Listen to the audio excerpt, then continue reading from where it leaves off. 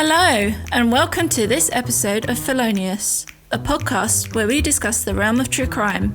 From chilling cold cases to the wild and wacky, we'll explore it all with a perfect blend of seriousness and humour. My name is Emma. And I'm Nazia. To keep up to date with what's coming up, be sure to follow us on Instagram at felonious.pod and visit our website feloniouspod.com. We hope you enjoy this episode, so let's get to it. I don't know how we got onto that conversation. My brain is so foggy from this cold. Yeah, so listeners, we've had colds. I had a cold last week and I'm slowly getting over it, and you've just started one. Yeah, and the week before you had a cold, I just had a crazy day. We've had to reschedule this recording a couple of times. I'll call it a mental health day because everything was just going wrong that day. And then you got ill and then I got ill. But we're going to power through today. Yeah. Yeah. Right. So what do we have? What's your find for this week? My find for this week is an Instagram one. This is on the History of Dogs Instagram account. It was published in the Birmingham News in America on December the 22nd, 1921. And the headline is, Woman Rescues Dog but Leaves Husband in Jail. Tommy Parker's wife may not love Tommy, but she certainly loves her pug dog. On Wednesday night or early Thursday morning, Tommy ended up in jail on a charge of being drunk after a heavy night of drinking hooch. The pug dog, belonging to his wife, accompanied Tommy to the police station where he was bow-wowing all over the warden's office. Then Tommy's wife showed up. The warden asked her if she was looking for her husband, to which she responded, "No, sir. Where is my dog?" The dog took one look at the warden and jumped through the window to the outside office into the arms of his mother. Tommy, however, remained in jail. He pleaded not guilty and paid a fine of $5. I'd say that lady has her priorities just right. I mean, hell yeah. I don't know how I feel about people getting drunk around animals. Like, you know, like when you take them to the pub or take them out and... Yeah. I don't know how I feel about that. There's a pub in Chiswick where I used to live in London, and there's this guy who had it was a massive German Shepherd. It looked like a horse. It was so big. I think I remember this, yeah. But he used to accompany this guy to the pub, and he would drink the beer from the drip trays that sat under on the counter under the pumps. Yeah. But he loved it. He was always pissed though. Oh God. I suppose, yeah, I mean, I think if the dog was some kind of like service dog and had to chaperone their owner home, even then, but yeah, a dog drinking beer, don't know. Yeah, it's not good for the dog. No, even though it's a German Shepherd and they're quite big, so maybe it could handle it, but still, no, Yeah. I don't agree with that. It's not good. But I did used to give beer to George, my sausage dog. So whenever we had a bottle of beer, it's really bad, but we'd let him drink from the bottle. And you could just see his tongue sticking into the neck of the bottle. Oh my God. I mean, you were a minor then, so... Like, yeah, you weren't... I was illegally drinking and giving beer to my dog. I was going to say, such a British thing.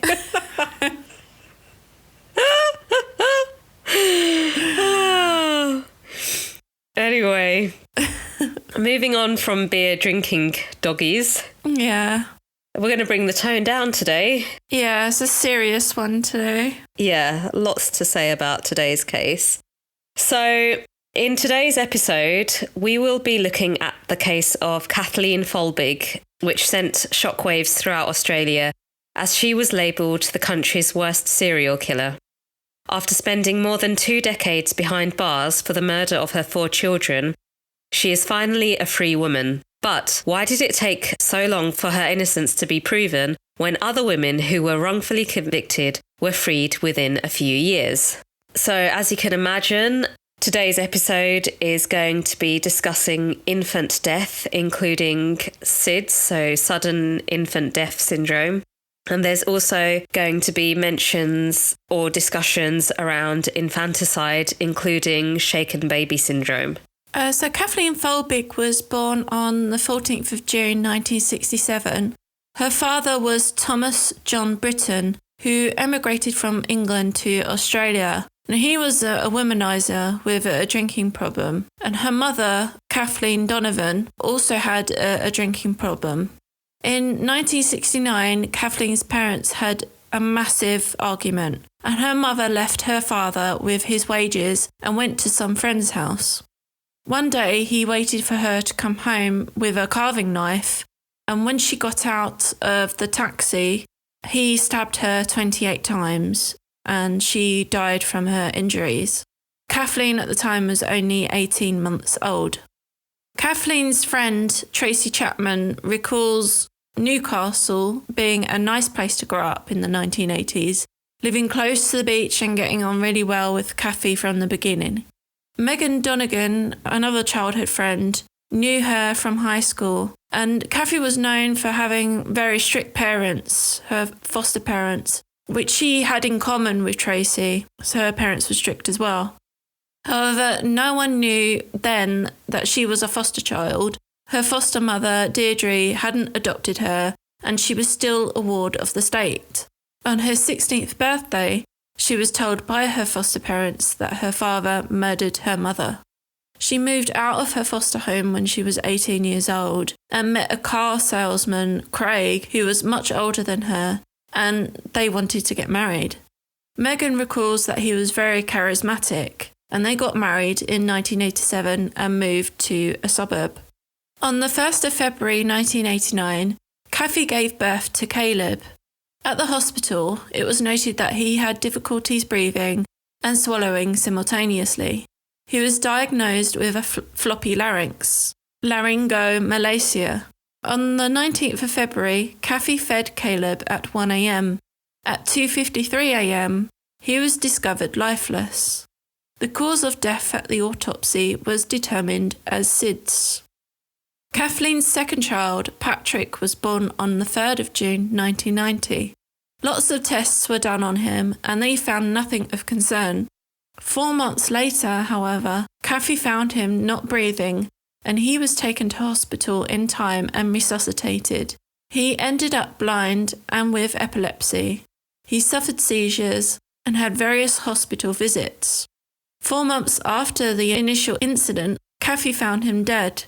This sent Kathy into depression. Patrick had passed away due to an epileptic fit causing an airway obstruction, not SIDS. On the 14th of October 1992, Sarah was born. Megan, who's Kathleen's friend, also had her child Alex. The mothers would hang out together with their babies. Megan observed Kathy as being very vigilant. Sarah passed away at 10 months old, and at the time she had a cold. The autopsy stated the cause of death was SIDS. Meanwhile, in England, in 1993, Beverly Allitt, also known as the Angel of Death, was on trial. She was a nurse who murdered 4 children by injecting them with insulin. Professor Roy Meadow, an expert in child abuse, gave evidence at the trial. He coined the term Munchausen syndrome by proxy, where the sufferer harms or fakes illness of those under their care, usually children. He was put in the spotlight because of the Beverly Allitt trial and was asked to give evidence in similar trials. He was also an expert in cot deaths, or SIDS, and claimed that many children were actually killed by their parents rather than SIDS. He carried out his own research into the death of 81 infants, which were apparently caused by natural deaths, but according to him, were actually murdered by their parents. Roy Meadow had a theory regarding infant deaths with no identifiable cause, which was called Meadow's Law, where 1 was a tragedy, 2 was suspicious, and 3 was murder. In 1996, Sally Clark gave birth to her first baby, Christopher. He died at 11 weeks from a lower respiratory tract infection. In 1997, Sally gave birth to Harry, 3 weeks premature.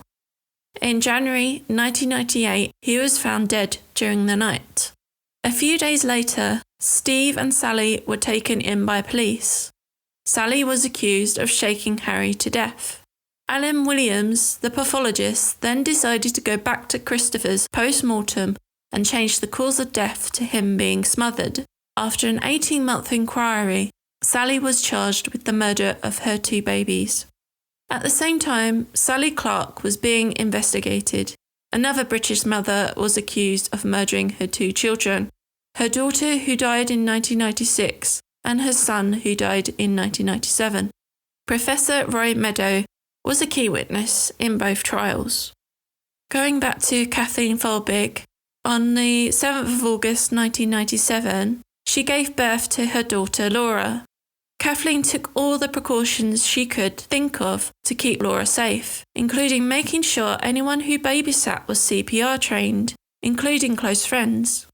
On one occasion, her friend Karen Hall was babysitting Laura. When she was about 1 year old, Laura stopped breathing and Karen had to perform CPR on her to bring her back. Laura was 18 months old when she passed away in February 1999. A doctor decided to speak to a detective after Laura's death, as it was the 4th one to pass away. Although the pathologist found myocarditis in Laura, the cause of death was noted as undetermined as the heart condition wasn't significant enough. Laura died at the age of 18 months, much older than her siblings, and the 3 previous deaths drew suspicions. A multiple murder investigation was launched by Detective Sergeant Bernie Ryan. The police went to Kathy's house to look at the evidence and scene. Although there was no evidence of foul play, the police still had their suspicions. By May 1999, the relationship between Kathy and Craig was fragile after they had lost their 4 children. Craig read Kathy's diaries, which were always kept on the bedside table. In her diary, she had written, "I know there's nothing wrong with them, nothing out of the ordinary anyway, because it was me, not them, and I am my father's daughter." Craig gave these diaries to the police. Kathy was then questioned by police and denied killing her 4 children. They questioned her about her diaries, which she argued were being misinterpreted. Kathy was understandably depressed after the deaths of her children, and she hadn't received adequate grief counselling. Police argued that Kathy had smothered her 4 children and then wrote about it in her diaries. During the trial, the prosecution experts put forward the theory of Meadows' law. Kathleen and Craig divorced in 2000. So, going back to England, in October 1999, Sally Clark went on trial for the murder of Christopher and Harry. According to the prosecution, Sally, who was a lawyer, was deemed selfish and obsessed with her career. They argued that she didn't want her glamorous, wealthy lifestyle hindered by children. Alan Williams claimed that Sally had shaken Harry to death, which caused bleeding behind the eye, and demonstrated the act with his arm from the witness box. This demonstration had an impact on the jury and Sally. Philip Luthert, who was a professor of pathology and a defence expert witness, argued the bleeding behind Harry's eye was not there prior to his death and that he did not die from shaken baby syndrome. Although there was no evidence of murder, Roy Meadows argued that the chances of a middle-class, non-smoking mother having 2 cot deaths were 1 in 73 million. The jury gave a guilty verdict and Sally was handed 2 life sentences. Shortly after she went to prison, she recorded a video message protesting her innocence. However, most of the newspapers viewed her as guilty. Eventually, Sally began to wonder herself if she had done something wrong to cause the deaths of her 2 boys, especially since everyone else believed Professor Meadows' theories. You can imagine, she's obviously been wrongfully convicted and she's in prison. And in prison, apart from paedophiles, child murderers are seen as the lowest of the low. So you can't, imagine what she would have been going through with everyone around her believing that she was guilty. She was a victim of many attacks in prison, wasn't she? Yeah, well, probably. I know the next case we will discuss There's someone we mentioned later on who did get quite badly attacked in prison. So also in England, in November 1999, Angela Cannings was arrested on suspicion of murder of her 3 babies, Gemma, Jason and Matthew. Professor Roy Meadow was going to be the main witness for the prosecution in the trial. By this point, he had been knighted by his services to child health. In 2001, John Sweeney, an investigative journalist, started to look into the facts around the Sally Clark case while he was working at the BBC. Sally was in prison, serving 2 life sentences for the murder of her sons. John spoke to various doctors and experts who said that Roy Meadow's statistics were just plain wrong. The statistics he was using came from an unpublished report by Professor Peter Fleming. Professor Fleming himself said the figure was taken out of context. He had sent the report to Meadow in confidence. The figure, 73 million, is actually the number of births in the UK in 100 years. Therefore, the figure that Roy Meadows was using in his arguments was grossly misused. Despite Professor Fleming writing to solicitors offering to clear this up, he was not asked to be a witness on any of the trials. Professor Meadows' arguments and evidence started to crumble. When he was asked to give evidence for his statistics, he said that it was from his own research and, conveniently, that he had shredded all the paperwork. During Angela Canning's trial, the prosecution were trying to paint Angela as a mother who smothered her children so she could get attention and sympathy. The Sally Clark case was still fresh on people's minds. Angela's lawyer, Michael Mansfield, knew the prosecution had doubts about Roy Meadows' reliability, so he wanted to keep statistics out of the case. In the village where Sally lived, her defence team discovered that 4 other families had also experienced cot deaths. So they looked at environmental factors causing these deaths, such as pesticides used in the local area or chemicals from the nearby Ministry of Defence base. There was no evidence in Angela's case that her babies were smothered. All the prosecution had was Meadows' law. The jury took 9 hours to reach a verdict, and Angela was found guilty of murder. At the beginning of Sally Clark's sentence, Marilyn Stowe contacted her husband Steve and offered her services free of charge. Steve told Marilyn that they had difficulties getting documentation from Macclesfield Hospital, where their babies were taken to after they had died. Marilyn decided to go to the family's GP practice, where the receptionist told her that on the day her second child had died, Sally went in with him because the baby monitor, which monitored his heart rate, kept going off. Sally thought the baby monitor was faulty. The receptionist didn't tell anyone about this incident because nobody had asked her. Marilyn was directed by the receptionist to another healthcare centre. However, Macclesfield Hospital advised staff at this health centre not to speak with her. Marilyn then received a phone call from the police asking her what she was doing. She then phoned Macclesfield Hospital herself, who were adamant that they did not want her speaking with their employees. They proposed that she stop speaking with their staff if they released all the documentation they had. She received over 1,000 pages of documentation. The family solicitor got in touch with Marilyn after reviewing the documentation. They found a microbiology report for Harry, which no one knew existed, which showed Harry had a lethal amount of bacteria in the cerebrospinal fluid, which indicated that the cause of death was meningitis or toxic shock. Either way, natural causes. The pathologist, Alan Williams, had withheld this information in the trial. The case was referred back to the Court of Appeal, and Sally was freed in 2003. Professor Roy Meadows' theory was destroyed. In April 2003, as cases were collapsing in England, Kathleen Folbigg was facing trial for the murder of her 4 children. The prosecution argued that she murdered her children because they were interrupting her life. They relied heavily on her diary entries as evidence. Her childhood friend, Megan Donegan, explained that in her depression, Kathy was hard on herself and trying to find a reason for losing her babies. There was no evidence of smothering.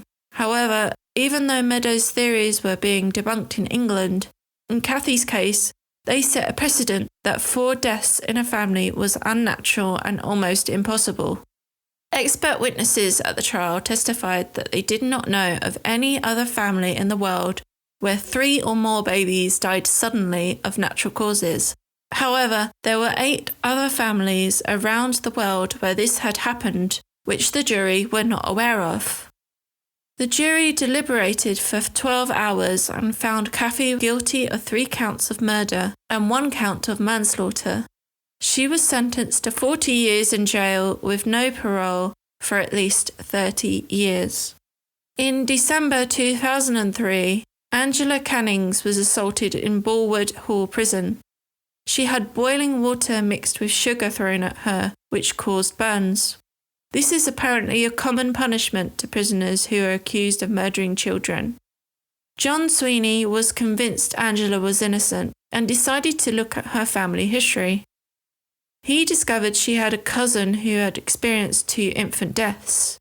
There were also other infant deaths in the family. Angela's grandmother had 2 out of her 9 children die as infants, and her great-grandmother also lost a child. John received a call from Angela's legal team, who had received a call from Angela's half-sister, who Angela had no idea about, and who had only just found out they were half-sisters. They met with her, and she informed them she had had twins who had experienced life-threatening events in infancy. All of this information was revealed just before the appeals process. The appeal hearing took a week, but after 2 years of being falsely accused and imprisoned, Angela was finally freed. In 2003, Meadow gave evidence against Tripti Patel, who had lost 3 babies. But the jury understood the science in this case, that there was a genetic factor at play, and Tripti was cleared of all charges. In 2005, Professor Roy Meadow was struck off by the General Medical Council after his evidence was discredited. However, he was reinstated not long after following an appeal. Yeah, it's so unfair that this man, he wasn't only reinstated, but he didn't have a harsher punishment considering how many women he sent to jail and how many lives he ruined. And I think I read up on some of the documents around his appeal, and it said that his misuse of statistics were not an example of serious professional misconduct, which is just bullshit. What? Yeah. So when he was reinstated, that's what can you call it judge? I can't remember. But they deemed that his misuse of statistics, which helped put women in jail wrongfully, it was not an example of serious professional misconduct, apparently. That's a major fucking error that ruined loads of women's lives. Yeah. And loads of families' lives. Yeah, exactly. Jesus Christ. Anyway, yeah. Alan Williams was put before a panel. He was no longer allowed to conduct any Home Office pathology for 3 years, but was not struck off. Donna Anthony, another mother who was convicted in 1998 for the death of her 2 babies, was freed after 28 cases were referred to the Criminal Cases Review Commission. In March 2007, Sally was found dead in her home. An inquest stated that she died from acute alcohol intoxication, but there was no indication that she intended to die by suicide. Which further pisses me off that 2 male medical professionals who falsified records and misused statistics. Yeah, exactly. And as a result, not only have women gone through wrongful convictions when they should have been grieving and healing from their tragedies, but one of them has ended up dead because she couldn't cope with what she'd been through. In June 2015, 12 years after she was imprisoned, Kathy's legal team submitted a petition for a review of the case. Professor Carola Venuesa, an immunologist, was approached and asked by the legal team if there were any new sequencing technologies that could help identify any genetic causes of death for the 4 children. Kathy was visited in prison by Professor Vinuesa's team to look into her medical history. Her ex-husband Craig was not questioned or tested. It is not made clear why. It was revealed that during Kathy's life, there were periods where she lost consciousness. A significant episode was when she was 11 years old and she fainted in a pool during a swimming competition. This indicated a cardiac condition, so the team took samples from her to analyse her DNA and found there was a mutation. The mutation in this particular gene was one of the best established causes in sudden infant death syndrome. The next step was to analyse the children's DNA.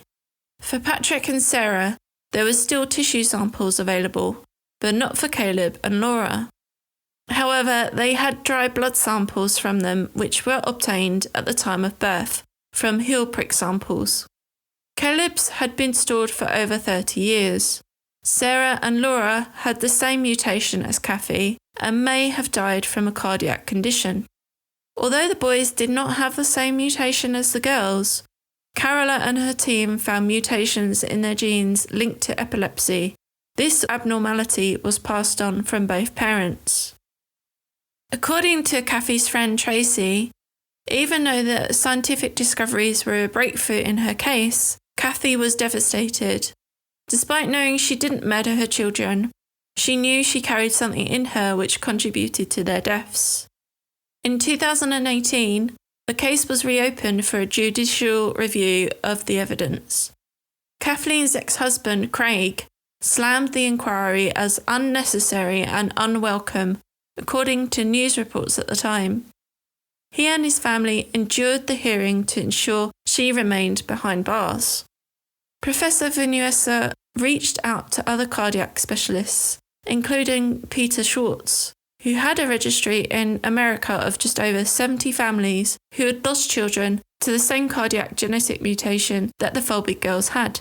It bothers me that Craig Folbigg, apparently he didn't want to give his DNA. That's what I've read, but I don't know if it's true. That doesn't really make any sense to me, because what's the worst case scenario? He has to live with the guilt of falsely accusing his wife and sending her to prison. Oh yeah, that.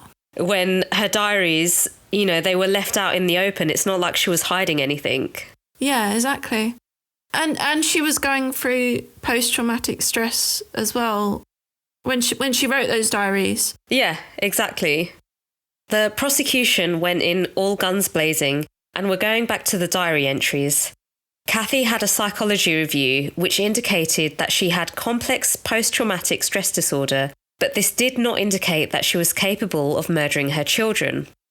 However, the commissioner of the inquiry did not want a psychologist to give an interpretation of the diaries or any indication of a mother's emotion when she loses a child. He said it would be of no assistance to him. There was one diary entry where Kathy had written that she had lost it. Upon further reading of the entry, Kathy wrote that her daughter was in the high chair. Kathy took her out of the high chair. Then she went to another room for 5 minutes to cry and calm down before going back to deal with her daughter. So in other words, she just did what any normal, reasonable parent would do, is de-escalate, down-regulate, and go back to the situation to deal with it. Out of approximately 40,000 words from the diary entries, 20 were said to be indications of guilt. Professor Carola Vinuesa attended the hearing as an expert witness. She was repeatedly asked if she could dismiss the findings around the mutations in DNA. It became apparent to her that there was no interest in the scientific findings, including the international cases. 3 of the best pathologists were invited to the hearing, and they all stated that the children died from natural causes. However, Kathleen was given a guilty verdict again. Reginald Blunt, the commissioner of the inquiry, released a report of over 500 pages long in July 2019, arguing there was no possibility that genetics played a role in the children's deaths. The report argued that Kathy's daughters died awake under exertion, that they had no previous symptoms, and Kathy was not affected by the mutation, therefore it could not affect her children. Peter Schwartz disagreed with these arguments. In some cases, children can die from the first episode, and the mother carries a mutation without symptoms, while her children can have the full manifestations. The report said that the oral evidence Kathy gave during the inquiry with regards to her diary entries was a pack of lies. Professor Vinuesa's team continued their efforts to prove the mutations were fatal with the help of scientists around the world. This commissioner, what right has he to dismiss science in this case? It makes no sense at all. No, I mean, even the inquiry, the prosecutors, what was the point in inviting this whole team that have worked their asses off to look into the actual causes of the children's deaths when no one else would, and they've just dismissed them? And the fact that out of a whole diary, the smallest percentage gives an indication, like it's like no one bothered to look at the whole diary. They just wanted to pick and choose. Yeah. It's like, there's no other way to say it. It's just a huge, massive miscarriage of justice. Mm. You know, and how can you dismiss scientific experts? Like, yeah. I don't understand. There are scientific experts that you should dismiss, like Meadows. Yeah, that's true. Yeah. Yeah, that's a good point. and the pathologist, Alan Williams. Yeah, those two. Yeah. So in 2021, Kathy's legal team and medical experts called for a review of the inquiry. They lost their appeal with 3 judges maintaining that the girls' deaths were outliers compared to those reported in the literature. The head of Australia Academy of Science, Professor John Shine, publicly questioned the legal system's ability to assess the reliability of expert evidence. Kathy's legal team sent her diaries to Dr. James Pennebaker, a world-renowned professor of psychology who has worked with the FBI and CIA. His area of expertise is to analyse the psychology behind texts. His analysis suggests there was no evidence of premeditation for murder or hostility. She mostly wrote about day-to-day life and was exhibiting normal parenthood. In 2021, a second inquiry was launched. Professor Vinuesa and Schwartz testified at a hearing in April 2023. The state attorneys of this hearing then said there is now reasonable doubt that Folbigg had killed her children. It was also said that psychiatric and psychological expert evidence presented to the inquiry has cast doubt on Kathy's diary entries used to convict her at trial.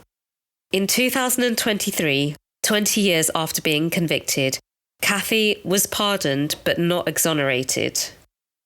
So her ex-husband Craig was completely against the decision of her being pardoned and even tried to get a retrial.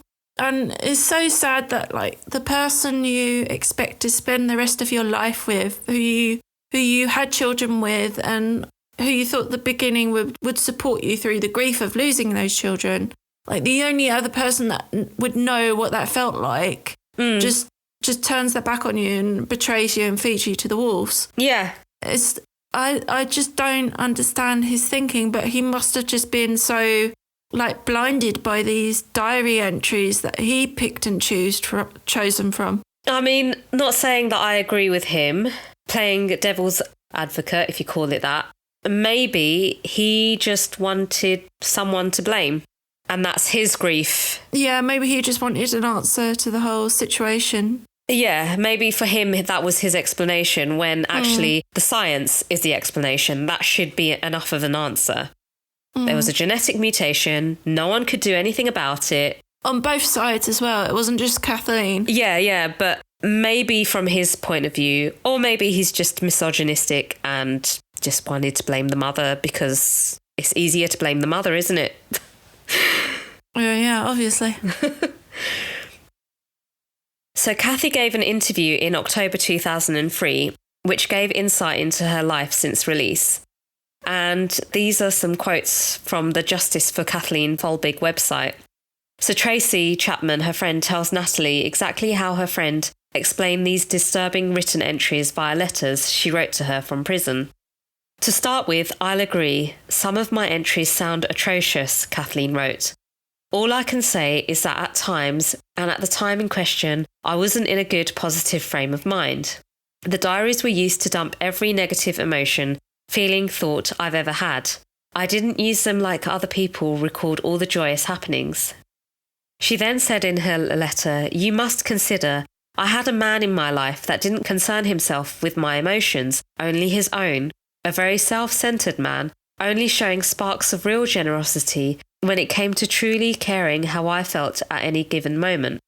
I actually grasped at anything, Trace. If it wasn't physical, medical or genetic, what was it? I thought I was to blame. I blamed myself. I convinced myself that I'd failed as a mother, a woman even. I was tortured, heart smashed, no confidence in myself at all. Felt stomped on, torn to pieces, and couldn't gain comfort from the people I kept turning to. Okay, now I understand about her husband. Yeah. I mean, thank goodness that she has the friends that she has who supported her through all this, because I don't know, I can't even imagine what that must be like. As you said, the main person who should be supporting you through all this throws you to the wolves and then continues to deny your innocence is just beyond me. So even though Kathy had been pardoned, she hadn't been exonerated. She still had the convictions against her name, which means that she couldn't work, get a loan, and was on a child protection register. In November 2023, Kathy's case was referred to the Court of Criminal Appeal to have her convictions quashed. Kathy was exonerated in December 2023. She had spent more than 20 years in prison for crimes she did not commit. At the beginning, I forgot to say the documentaries that we got a lot of our information from. So one of the documentaries was Baby Killer Conspiracy Theories. And at the beginning of that documentary, Tracy Chapman, she says that Kathy was in Clarence prison where there were lights 24/7 and constant noise over the loudspeakers. And like Angela Cannings, she had appalling treatment because she was seen as the lowest of the low. At one point, she was beaten up badly by other prisoners in the recreational section because everyone hated her, thinking that she had killed her children. But yeah, this friend Tracy, she had a room ready for her in her house for whenever Kathy was released. And she kept all the letters that they exchanged while Kathy was in prison. And yeah, thank goodness she had a group of friends continuing to fight for her and wait for her. And she was labelled as Australia's most hated woman and Australia's worst serial killer. And in another documentary, 60 Minutes, Kathy's lawyer said that the research around SIDS will always need to be conducted and will never be fully understood.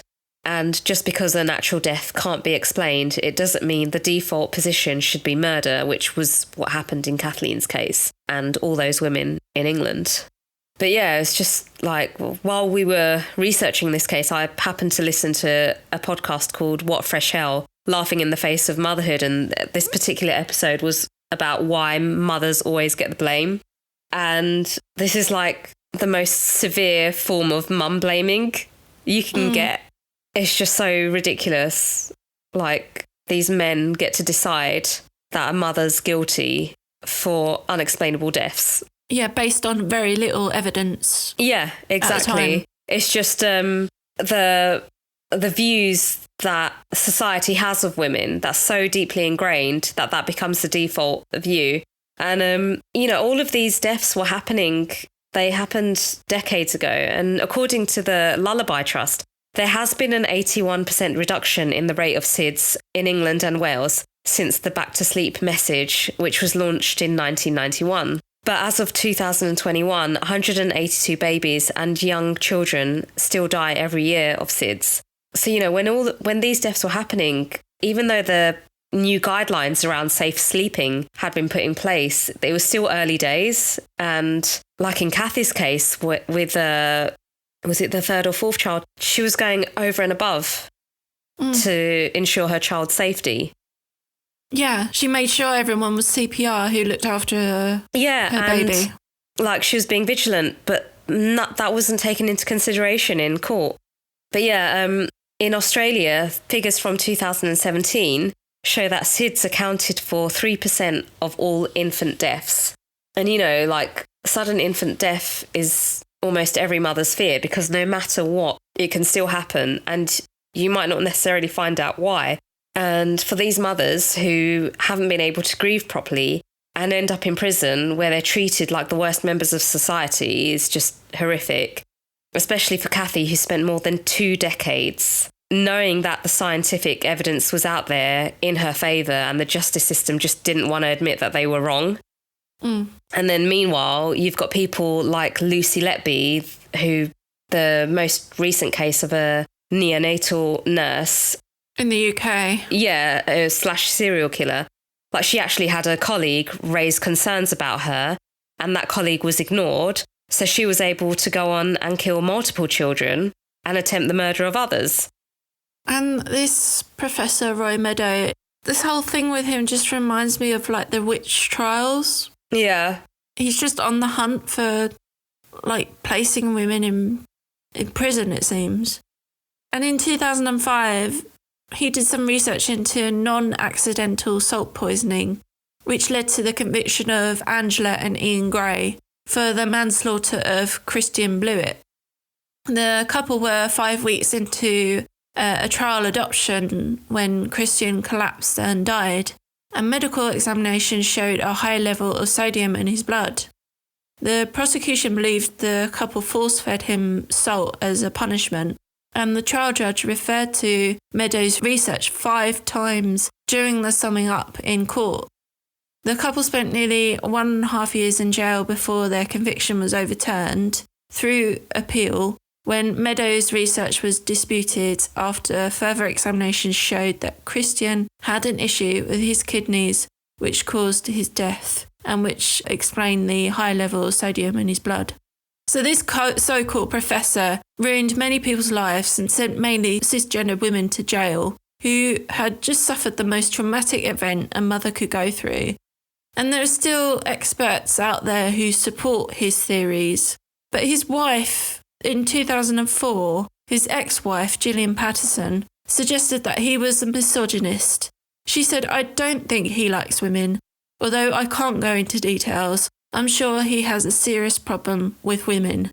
And that was in a Guardian article. Yeah, I think I remember a bit later in the article, she said because they divorced in like the 1970s. So it's not like they were still married when all of this was going on, because she says, otherwise I would have said something to him, like, hang on a minute. Yeah, you're wrong here.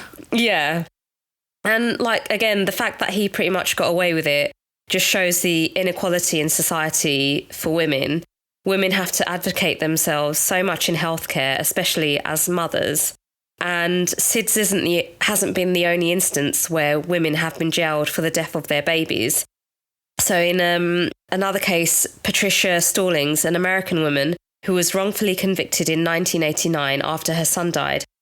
She was accused of poisoning him with antifreeze, and the prosecution relied heavily on Munchausen syndrome, Roy Meadows' theory, and while she was in jail awaiting trial, she gave birth to her second baby, who was taken away. He showed the same symptoms as the first baby and was diagnosed with methylmalonic acidemia, or MMA, which mimics the symptoms of antifreeze poisoning. Despite this, Patricia was still charged with first-degree murder as the prosecutors refused to connect the 2 deaths. She was freed after 2 years when a biochemist saw a documentary, Unsolved Mysteries, about her and decided to help her prove her innocence. Again, science had to come along and save the day. And then there's the other case, which we'll probably cover in one of our later episodes, of Lindy Chamberlain Creighton. But she was arrested for the murder of her 9-week-old daughter after the parents reported that she had been taken by dingoes during a camping trip, and she was sentenced to life in prison in 1982 but was released 5 years later. Oh, that was in New Zealand, wasn't it? Yeah. But it's just, yeah. I don't know why science can't be trusted for these cases. Why is it so hard for prosecutors to just admit that they've made a mistake? Or they've rushed the verdict. I think that's the thing, like, they have so many numbers they have to keep up with, like prosecuting and getting things right, that they just cut corners. Yeah. And they don't care who gets hurt in the process. As long as they've reached their targets. Yeah. It seems okay. And the thing is, it's not just like the whole prosecution process, it's the media as well. Some of those headlines that you see that were written about these mothers, and if you think about it, that's a whole nation reading those newspapers that's labelling you as the middle-class mum who didn't want her lifestyle hindered by children, or the alcoholic mum, whatever, you know, being labelled a country's worst serial killer. Like, what does that do to you mentally? And I can't understand how these people in the court can dismiss scientific evidence, especially when they don't have a scientific background themselves. Yeah. What gives them the right to dismiss that? Exactly. Yeah, I don't know. It just seems to me in Kathy's case, like at least the women in England, still not ideal, but at least they only had to spend a couple of years in jail. However, Sally Clark did end up passing away because of having to deal with it, the aftermath of it. But for Kathleen, she spent 20 years. And I just feel like the Australian justice system, they just didn't want to admit that they'd fucked up. And I just think, what is the point? You've just ruined this whole woman's life. She hasn't been able to grieve. That's it, isn't it? Like, now she's released, she has to go through that grieving process all over again. Yeah. Because how can you go through that in prison? You're not exactly in privacy, are you? No, you haven't got a support system in prison. Yeah, exactly. And you're being attacked. Yeah, everyone thinks you're the worst human being ever. Yeah, exactly. Yeah, I hope she is able to come out of this as a fighter for other women who have gone through the same thing or who are tragically going through the same thing. Yeah, I mean, thank goodness that she had the friends that she had. But like in Sally Clark's case, her husband stood by her, just like Craig should have done instead of dobbing his wife in. But yeah, like Sally Clark's husband stood by her and he lost his wife still at the end of it all. But like, thank goodness Kathy had her friends who just didn't give up and like had a place for her. And I imagine she's got a good defamation case coming up. I hope so. Yeah, I hope so as well. Yeah. Anyway, next week. Yeah, so after all that. Yeah. We bring the tone up a little bit. Yeah. Next week, we're going to discuss Alphonse Bertillon, who in the 19th century contributed to the advancements of forensic science and developed techniques to identify criminals in France. He is also known as the father of the mugshot. Yeah. Yeah, he's quite an interesting guy. I'm looking forward to this one. Yeah, me too. We'll be less angry and hopefully my voice will be normal by then. Yeah. Hopefully my head will be normal by then. I won't have temperature head. Yeah. Oh. Yeah, I hope you are well, listeners. And you can check us out every Tuesday for a new episode on Spotify, Apple Podcasts, Amazon Music, or other platforms that are out there. Thank you for listening to the show. We hope you enjoyed this episode. You can find more information about the show on our website at feloniouspod.com or on our Instagram at felonious.pod. Links to our show notes can be found in the episode description, as well as through our website and social media. You can visit our Contact Us page and tell us what you think about the show and if there are any cases you would like us to cover. We hope you join us for the next episode. Goodbye. Bye!